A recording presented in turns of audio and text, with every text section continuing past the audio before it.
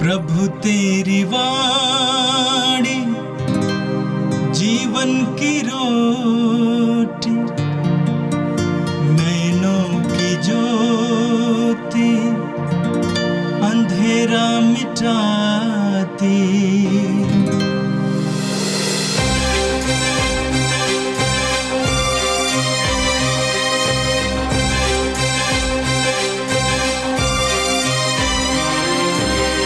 प्रभु तेरी वाणी जीवन की रोटी, नैनों की ज्योति अंधेरा मिटाती। प्रभु तेरी वाणी जीवन की रोटी, नैनों की ज्योति अंधेरा मिटाती। वाणी वाणी वाणी वाणी वाणी पवित्र है, शाश्वत है, जीवन का मन्ना है। 1 अप्रैल मंगलवार। पहला पाठ नबी एजेकियल का ग्रंथ, अध्याय 47, पद संख्या 1 से 9 और 12। स्वर्गदूत मुझे मंदिर के द्वार पर वापस ले आया। वहाँ मैंने देखा कि मंदिर की देहली के नीचे पूर्व की ओर जल निकलकर बह रहा है, क्योंकि मंदिर का मुख पूर्व की ओर था। जल वेदी के दक्षिण में मंदिर के दक्षिण पार्श्व के नीचे से बह रहा था। स्वर्गदूत मुझे उत्तरी फाटक से बाहर घुमाकर पूर्व के ब्राह फाटक तक ले गया। वहाँ मैंने देखा कि जल दक्षिण पार्श्व से टपक रहा है। उसने हाथ में माप की डोरी लेकर पूर्व की ओर जाते हुए 1000 हाथ की दूरी नापी। तब उसने मुझे जलधारा को पार करने को कहा। पानी टखनों तक था। उसने फिर 1000 हाथ नापकर मुझसे जलधारा को पार करने को कहा।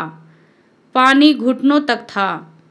उसने फिर 1000 हाथ नापकर मुझसे जलधारा को पार करने को कहा। पानी कमर तक था। उसने फिर 1000 हाथ की दूरी नापी। अब मैं उस जलधारा को पार नहीं कर सकता था। पानी इतना बढ़ गया था कि तैरकर ही उसे पार करना संभव था। उसने मुझसे कहा, मनुष्य के पुत्र, क्या आपने देखा? तब वह मुझे ले गया और बाद में उसने मुझे फिर जलधारा के किनारे पर पहुंचा दिया। वहां लौटने पर मुझे जलधारा के दोनों तटों पर बहुत से पेड़ दिखाई पड़े। उसने मुझसे कहा, यह जलधारा पूर्व की ओर बहकर अराबा घाटी तक पहुँचता और समुद्र में गिरता है। यह उस समुद्र के खारे पानी को मीठा बना देता है। यह नदी जहाँ कहीं गुजरती है, वहाँ पृथ्वी पर विचरने वाले प्राणियों को जीवन प्रदान करती है। वहाँ बहुत सी मछलियाँ पाई जाएंगी, क्योंकि यह जलधारा समुद्र का पानी मीठा कर देती है और जहाँ कहीं भी पहुँचती है जीवन प्रदान करती है। नदी के दोनों तटों पर हर प्रकार के फलदार पेड़ उगेंगे। उनके पत्ते नहीं मुरझाएंगे और उन पर कभी फल की कमी नहीं होगी। वे हर महीने नए फल उत्पन्न करेंगे, क्योंकि उनका जल मंदिर से आता है। उनके फल भोजन और उनके पत्ते दवा के काम आएंगे। यह प्रभु की वाणी है। संत यूहन्ना के अनुसार पवित्र सुसमाचार, अध्याय 5, वाक्य संख्या 1 से 3 और 5 से लेकर 15 तक। यीशु यहूदियों के किसी पर्व के अवसर पर यरूशलेम गए। यरूशलेम में भेड़ फाटक के पास एक कुंड है जो इब्रानी भाषा में बेतसैदा कहलाता है। उसके 5 मंडप हैं। उनमें से बहुत से रोगी, अंधे, लंगड़े और अर्धांग रोगी पड़े हुए थे। वहाँ एक मनुष्य था जो 38 वर्ष से बीमार था। यीशु ने उसे पड़ा हुआ देखा और यह जानकर कि वह बहुत समय से इसी तरह पड़ा हुआ है, उससे कहा, क्या तुम अच्छा हो जाना चाहते हो? रोगी ने उत्तर दिया, महोदय, मेरा कोई नहीं है जो पानी के लहराते ही मुझे कुंड में उतार दे। मेरे पहुंचने से पहले ही उसमें कोई और उतर पड़ता है। यीशु ने उससे कहा, उठकर खड़े हो जाओ, अपनी चारपाई उठाओ और चलो। उसी क्षण वह मनुष्य अच्छा हो गया और अपनी चारपाई उठाकर चलने फिरने लगा। वह विश्राम का दिन था, इसलिए यहूदियों ने उससे जो अच्छा हो गया था कहा, आज विश्राम का दिन है, चारपाई उठाना तुम्हारे लिए उचित नहीं है। उसने उत्तर दिया, जिसने मुझे अच्छा किया उसी ने मुझसे कहा, अपनी चारपाई उठाओ और चलो। उन्होंने उससे पूछा, कौन है वह जिसने तुमसे कहा, अपनी चारपाई उठाओ और चलो? चंगा किया हुआ मनुष्य नहीं जानता था कि वह कौन है, क्योंकि उस जगह बहुत भीड़ थी और यीशु चुपके से चले गए थे। बाद में मंदिर में मिलने पर यीशु ने उससे कहा, देखो तुम चंगे हो गए हो, फिर पाप नहीं करो। कहीं ऐसा ना हो कि तुम पर और भी भारी संकट आ पड़े। उस मनुष्य ने जाकर यहूदियों को बताया कि जिन्होंने मुझे चंगा किया है वह यीशु है। यहूदी यीशु को इसलिए सताते थे कि वह विश्राम के दिन ऐसा काम करते थे। यह प्रभु का पवित्र सुसमाचार है। क्रिस्त प्रभु की जय। यीशु में मेरे प्रिय भाई और बहनों, आज का पहला पाठ नबी एजेकियल के ग्रंथ से लिया गया है। नबी एजेकियल के दर्शन में जलधारा न केवल भौतिक जल है, बल्कि यह ईश्वर की कृपा, आत्मिक उन्नति और नवीनीकरण का प्रतीक है। बाइबल में जल को शुद्धता, जीवन, नवीनीकरण, पुनरुत्थान और आत्मिक आशीर्वाद के स्रोत के रूप में माना गया है। जिस तरह से जल के बिना भौतिक जीवन संभव नहीं है, उसी प्रकार आत्मिक उन्नति के लिए हमें ईश्वर की कृपा की आवश्यकता होती है। हमारे आत्मिक उन्नति के लिए कैसे ईश्वर की कृपा आवश्यक होती है, उसी को हम आज के पहले पाठ के संदर्भ में समझने की कोशिश करेंगे। पहली बात है, जल ईश्वर की कृपा और आत्मिक जीवन का स्रोत है। हम देखते हैं कि नबी एजेकियल अपने दर्शन में देखता है कि नदी का उद्गम मंदिर से है। इसका तात्पर्य क्या है कि वास्तविक जीवन का स्रोत केवल ईश्वर है। हम वचन में पढ़ते हैं, स्वर्गदूत मुझे मंदिर के द्वार पर वापस ले आया। वहाँ मैंने देखा कि मंदिर की देहली के नीचे से पूर्व की ओर जल निकल कर बह रहा है, क्योंकि मंदिर का मुख पूर्व की ओर था। और इस कथन के साथ नबी एजेकियल और अन्य बातों को हमारे सामने रखते हैं और इसके साथ हमें समझाने की कोशिश करता है कि हमारे जीवन का स्रोत स्वयं ईश्वर है।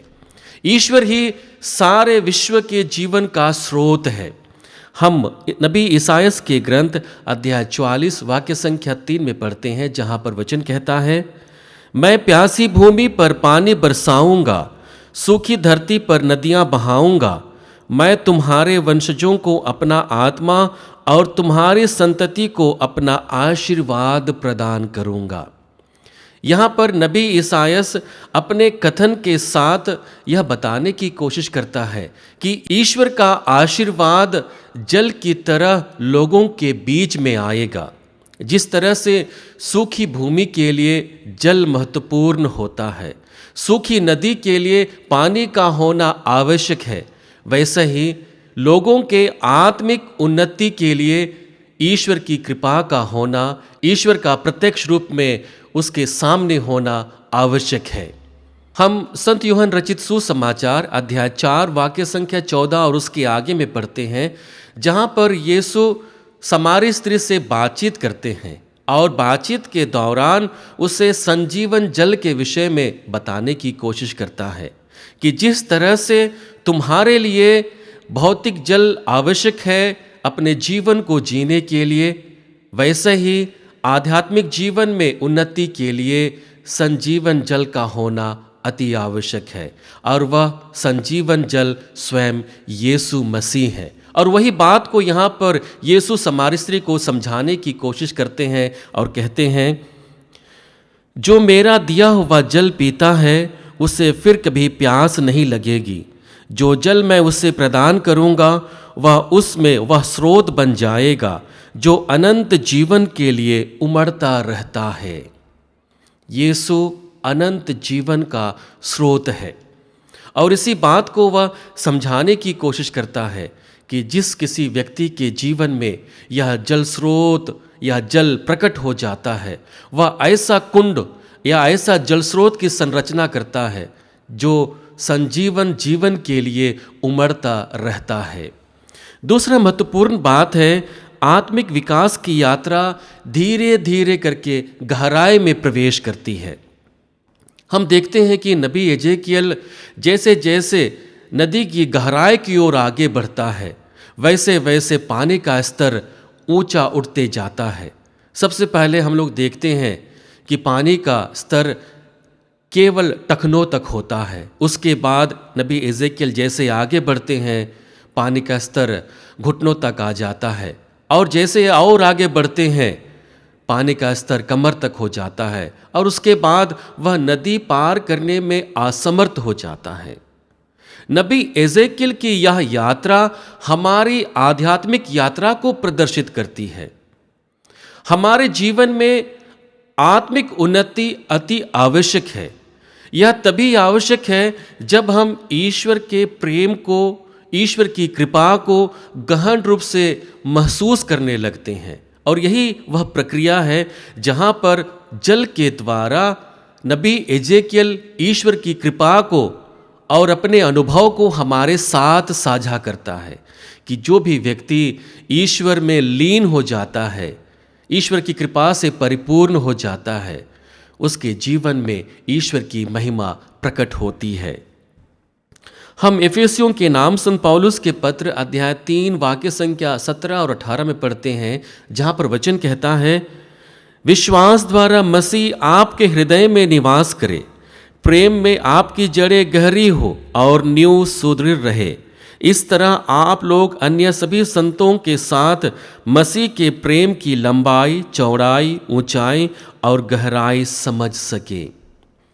यहाँ पर संत पौलुस दो महत्वपूर्ण बातों को हमारे सामने रखने की कोशिश करता है कि मसीह में विश्वास और उसके प्रेम के द्वारा हम ईश्वर के सच्चे स्वरूप को जानने, पहचानने और महसूस करने लगते हैं।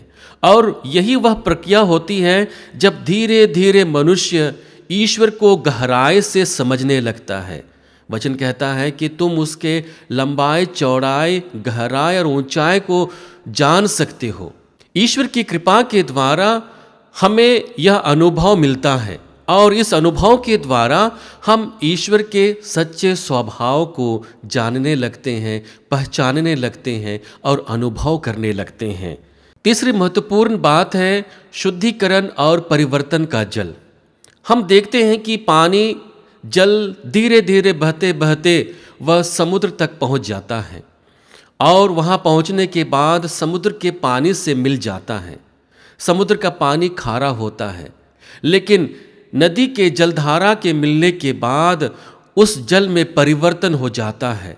वह खारापन मीठेपन में बदल जाता है। हम वचन में पढ़ते हैं, यह जल पूर्व की ओर बहकर अराब घाटी तक पहुंचता और समुद्र में गिरता है। यह उस समुद्र के खारे पानी को मीठा बना देता है। यह नदी जहाँ कहीं गुजरती है वहाँ पृथ्वी पर विचरने वाले प्राणियों को जीवन प्रदान करती है। वहाँ बहुत सी मछलियाँ पाई जाएंगी, क्योंकि यह धारा समुद्र का पानी मीठा कर देती है और जहाँ कहीं भी पहुँचती है जीवन प्रदान करती है। संजीवन जल हमारे जीवन में परिवर्तन लेकर के आती है। यह परिवर्तन हमारे आध्यात्मिक जीवन को और अधिक उन्नति की ओर लेकर के जाता है। हम विश्वास करते हैं कि बपतिस्मा के जल के द्वारा हम आदि पाप से मुक्त हो जाते हैं और वही जल हमें आध्यात्मिक उन्नति की ओर लेकर के जाता है। हम धीरे धीरे आध्यात्मिक विकास करने लगते हैं। उसी प्रकार से जब ईश्वर की कृपा हमारे जीवन में प्रकट होती है, हमारे जीवन में शुद्धता आने लगती है, हमारे जीवन में परिवर्तन होने लगती है, हमारे जीवन में विकास प्रकट होने लगती है। हम नबी एजेकियल के ग्रंथ अध्याय 36 वाक्य संख्या 25 और 26 में पढ़ते हैं, जहाँ पर वचन कहता है, मैं तुम लोगों पर पवित्र जल छिड़कूंगा और तुम पवित्र हो जाओगे। मैं तुम लोगों को तुम्हारी सारी अपवित्रता से और सब देव मूर्तियों के दूषण से शुद्ध कर दूंगा। यहाँ पर पवित्र जल का तात्पर्य ईश्वर की कृपा से है। जैसे ही मनुष्य के जीवन में ईश्वर की कृपा प्रकट हो जाती है, वह उसके जीवन में परिवर्तन लेकर के आती है। यह परिवर्तन ना केवल बाह्य होती है बल्कि आंतरिक रूप से भी हमें परिवर्तित करती है, और यही प्रक्रिया हर एक मनुष्य के जीवन में संभव हो जाता है। स्तोत्रकार भी अपनी प्रार्थनाओं में ईश्वर से प्रार्थना करता है और कहता है कि मुझ पर जुफा से जल छिड़क दे और मैं शुद्ध हो जाऊंगा। यहाँ स्तोत्रकार ईश्वर की कृपा के लिए प्रार्थना करता है कि ईश्वर की कृपा मुझ पर जल की भांति पड़ जाए और मैं पूर्ण रूप से शुद्ध हो जाऊंगा। और यही बात को नबी एजेकियल हमें समझाने की कोशिश करता है। आज के सुसमाचार में हम देखते हैं कि यीशु ना केवल बाहरी चंगाई प्रदान करते हैं बल्कि वह बाहरी चंगाई के द्वारा आध्यात्मिक उन्नति को भी आगे बढ़ाने की कोशिश करता है।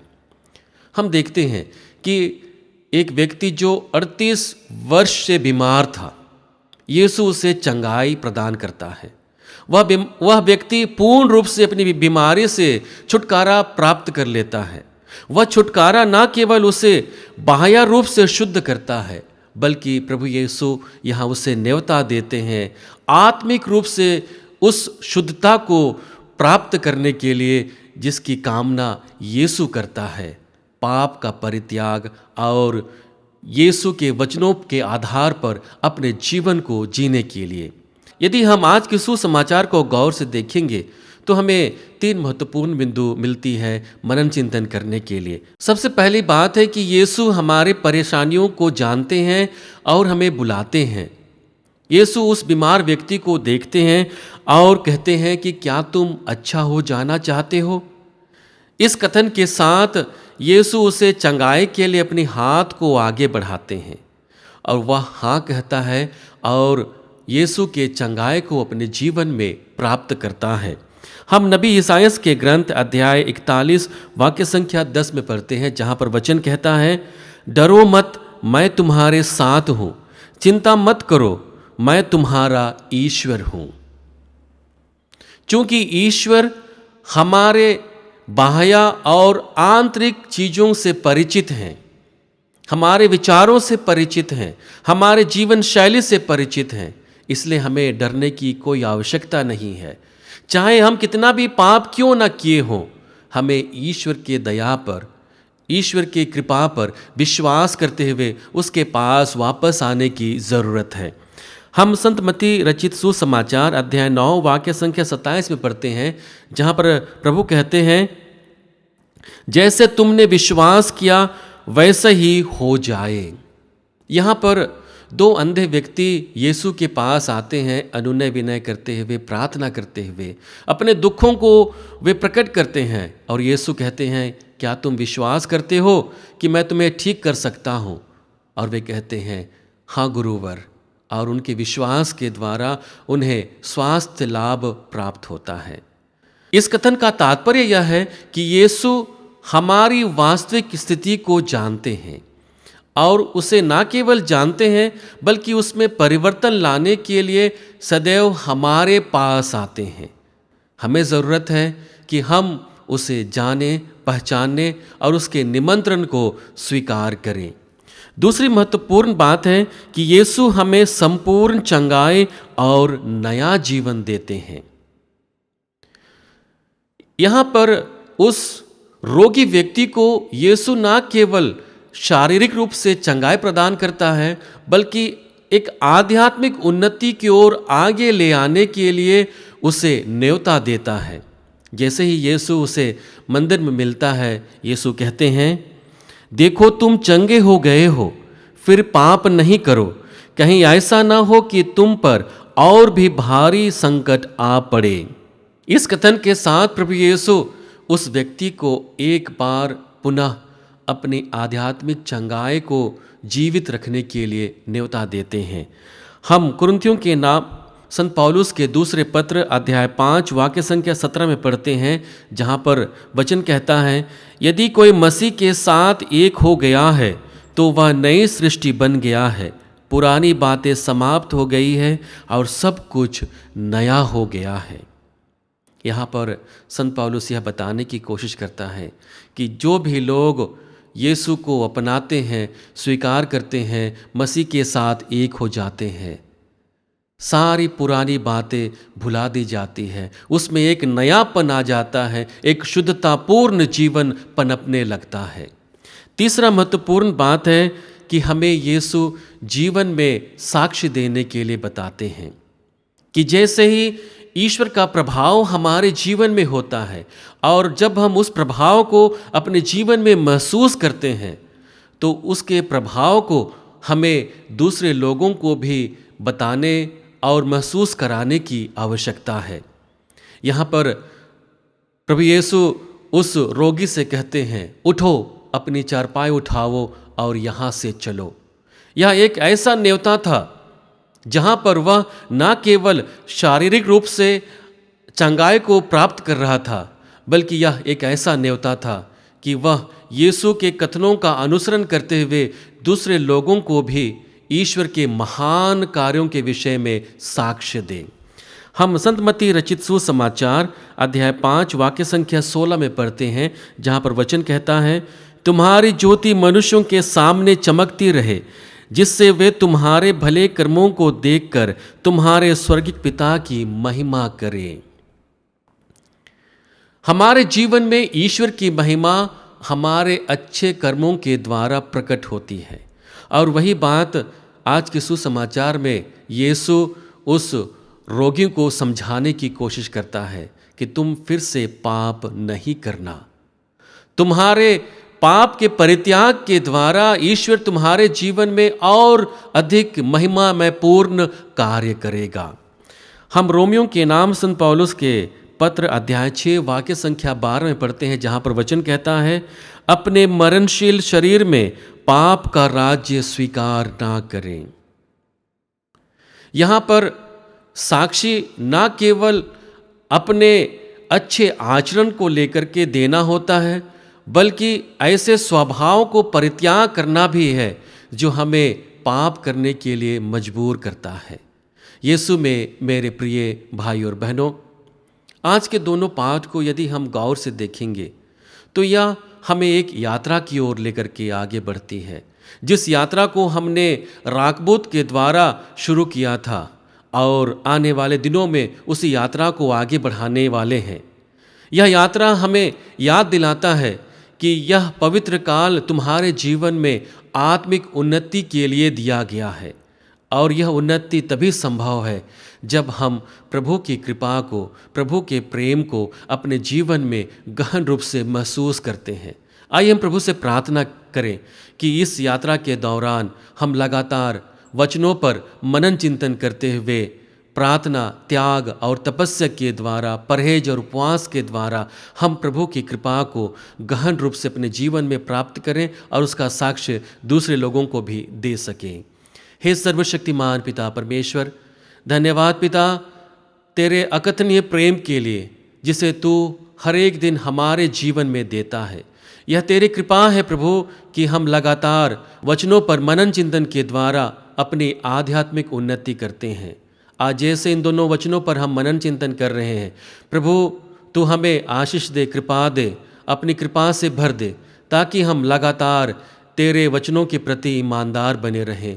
तेरी कृपा के द्वारा हम लगातार तुझसे संयुक्त रहें और एक ऐसे जीवन को जिए जिसकी तू कामना करता है, जिसकी तू इच्छा करता है। हम यह प्रार्थना करते हैं हमारे प्रभु ख्रिस्त के द्वारा, आमीन। प्रभु तेरी वाणी जीवन की रोटी, नैनों की ज्योति अंधेरा मिटाती। वाणी वाणी वाणी वाणी वाणी